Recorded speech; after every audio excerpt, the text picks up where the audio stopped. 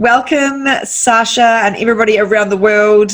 We thought it was well overdue for a check-in with both of us in the first place at the other ends of New Zealand, and to actually just have a discussion today, just check in with everybody that's around New Zealand, around the world, with how everyone's feeling in these uncertain times. And that's what Sarsha and I are wanting to talk about today. So how do we find clarity in this ever-changing world right now, Sarsha? How do we sort of anchor ourselves and work through this chaos and uncertainty? I mean, my feeling around that is firstly acknowledging that we're in this changing time and it's going to continue to change, because I think as humans we love certainty, and it's really unsettling for us to be in times of change, but acknowledging that we are, and that it's okay to feel uncertain. In fact, it's in the uncertainty that true change can come, when we let go of that familiarity and that certainty. That's when we can really start to create deeper change. But that can be scary, right?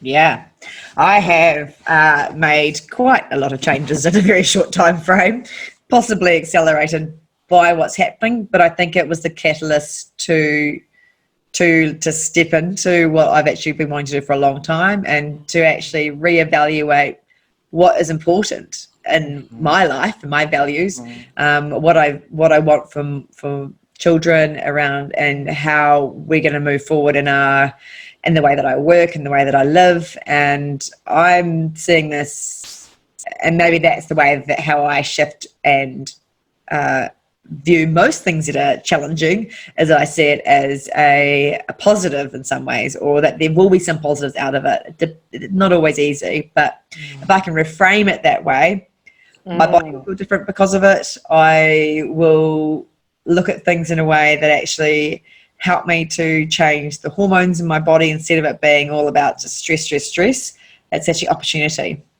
Yeah, and you talk about that and teach quite a bit about that on our retreats, of like how we respond to stress.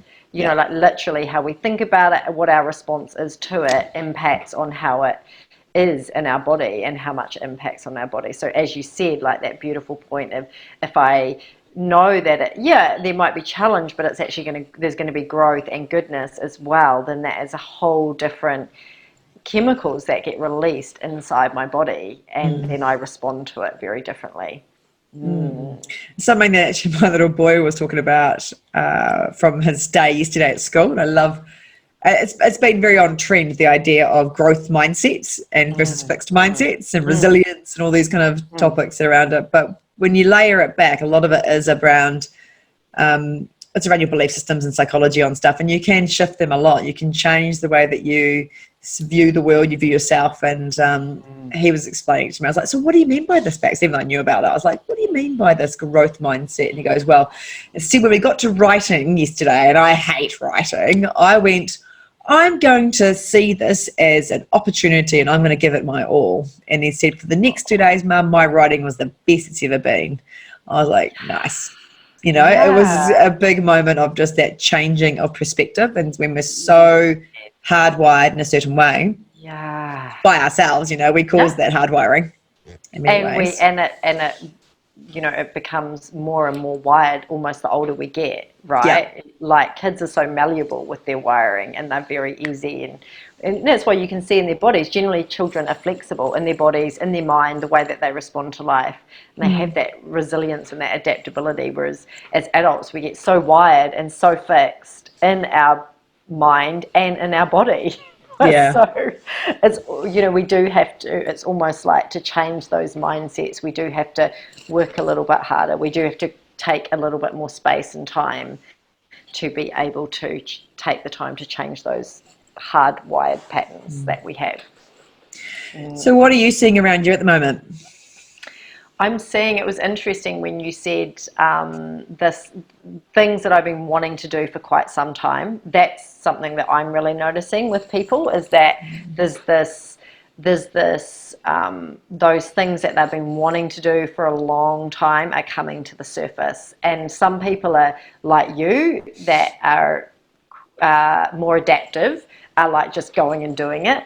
And there's some people that are like, oh, I know I need to make change, but that's still feeling, and I know what it is, but it's still feeling really scary, and I still need to find clarity around that.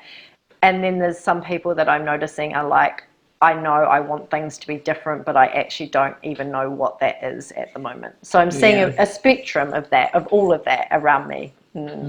What I'm seeing from the physical point of view and the impact on the body is a lot of anxiety with a lot of clients, and I'm working with patients all around the world because I work with people overseas as well, and how much this uncertainty and that change and not being able to process then it shows up in an anxiety state.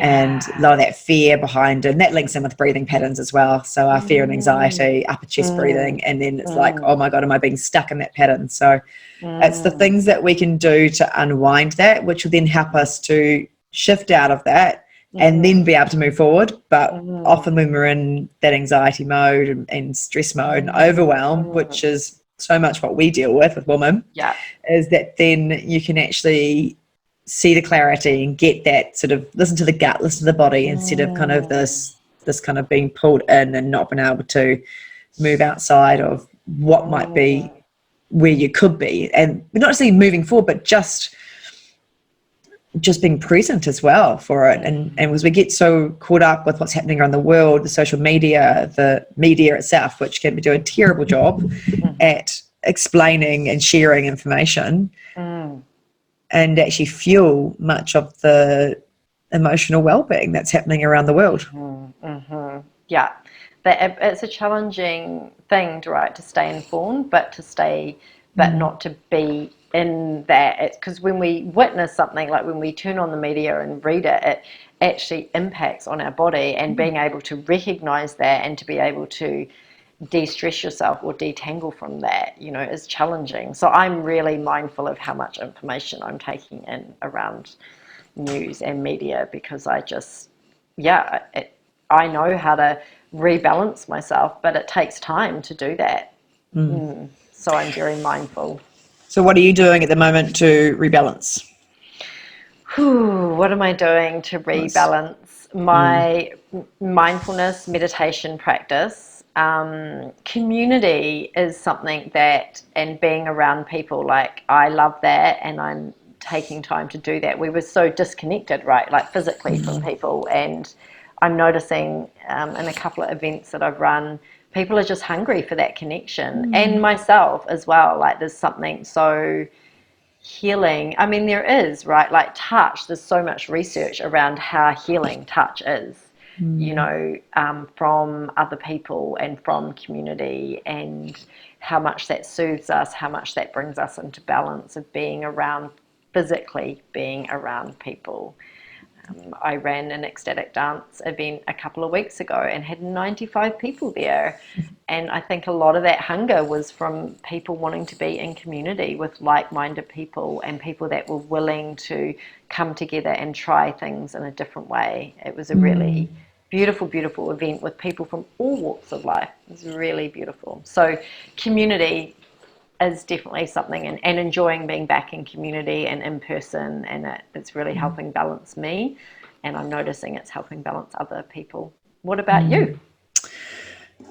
I'm very lucky, obviously, where I live, and people that maybe have been down to Queenstown and Glenorchy area, where it's actually winters can be really beautiful here.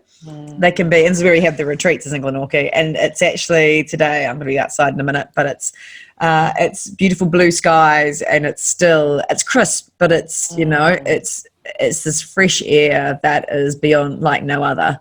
And the minute that I get out there, I've actually had the first day of skiing on Saturday, and so that was fun. And so for me, it's doing things that fill up my bucket and make me feel good. Most of the time, they don't cost anything. They shouldn't. They should be things that is just, walk outside, hug my children, those things are just my bucket fillers.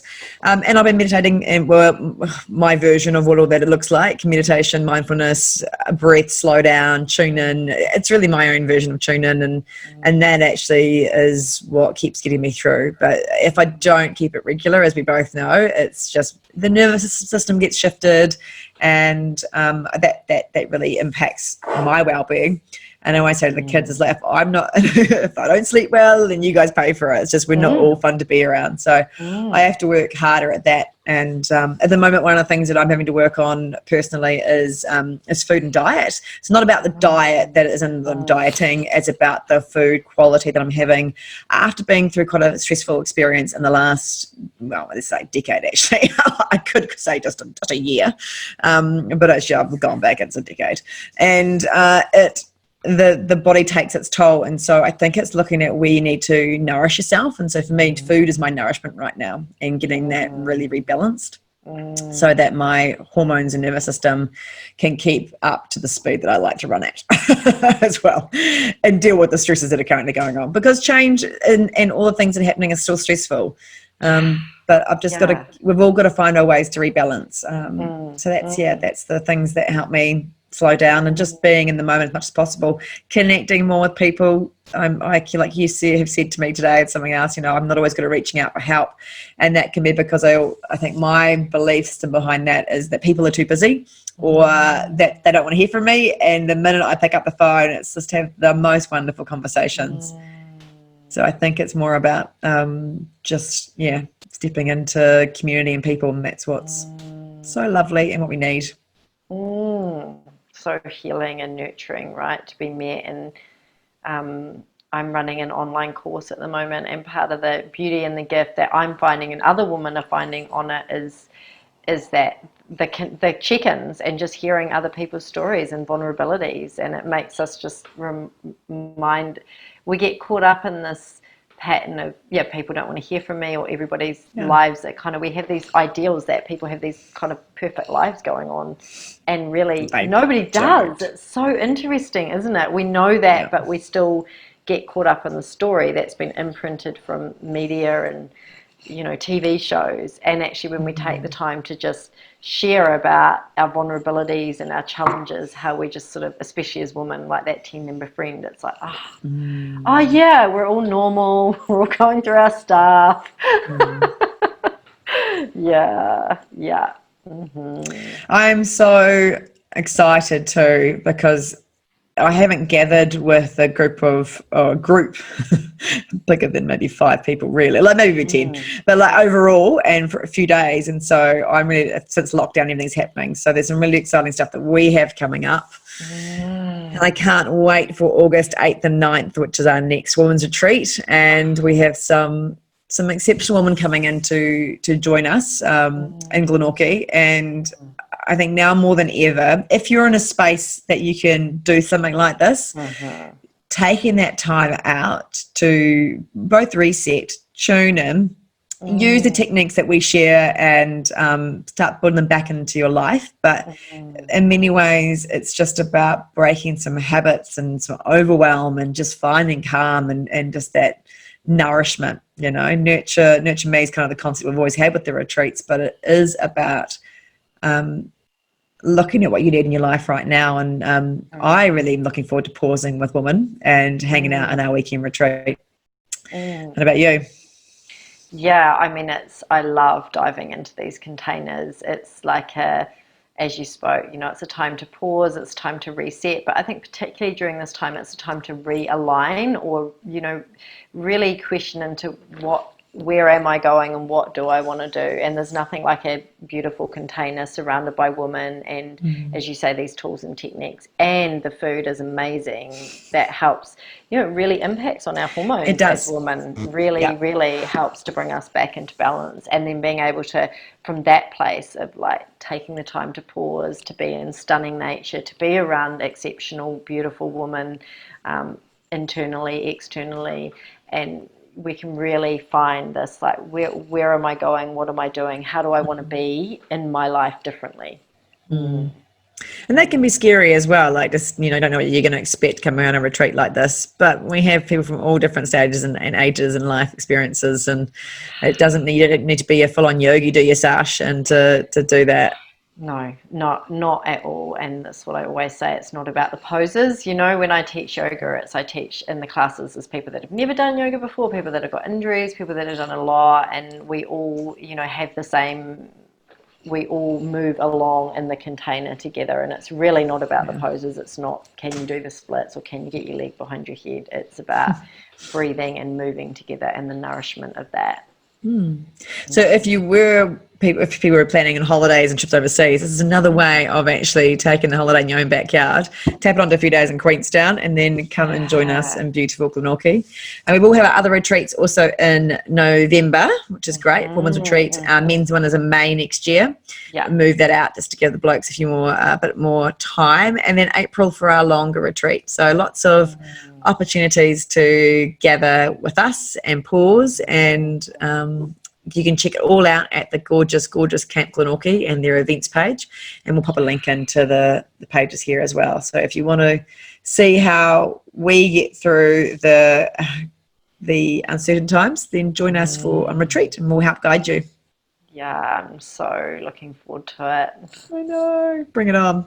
So if you're wanting to join us, you need to get in early as well for the early bird retreat price. Price closes in 2 weeks, right? 15th of July. So get on, book your spots before they all sell out, and find the right space and place for you to join us. They're great. Yeah, and beautiful Glenorchy in winter. It's a nice time to come visit.